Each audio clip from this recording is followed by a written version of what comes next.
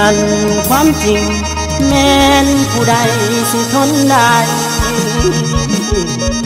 ทนกับคนหลายใจ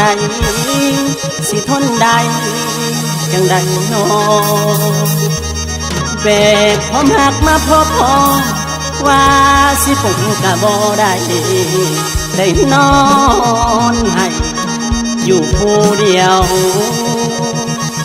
ผู้ว่าเขาคนเลี้ยวใจยังห่วงบ่มีหายลูกผู้ชายตาดำได้คิดน้ำแต่น้ำนอง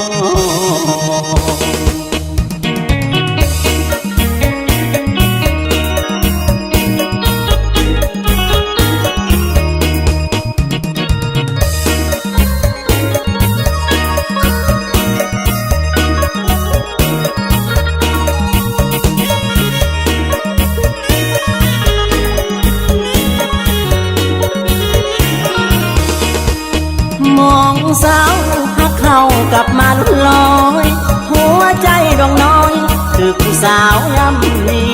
ทุ่มด้วยหาสุดท้ายบ่เห็นความดีเขายังจากนี้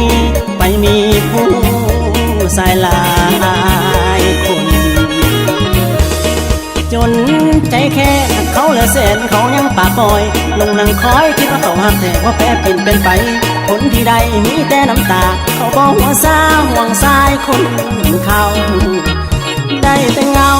สองทางน้องหน้าคืนมามอบคำสัญญาให้กันเหมือนดังวันนั้นจากไปแล้วน้องแก้วเจ้าคงบ่หันคิดฮอดวันนั้นวันที่สองเฮาหากันถึงวันนั้นอดีตที่ฝันมันเคยแต่คุณยังเกิดทูนความหักหน่อยยังคอยเจ้าผู้เดียวเราเคยเดียวยังหักยังหวังน้ำตาพังก็บ่ลืมลงได้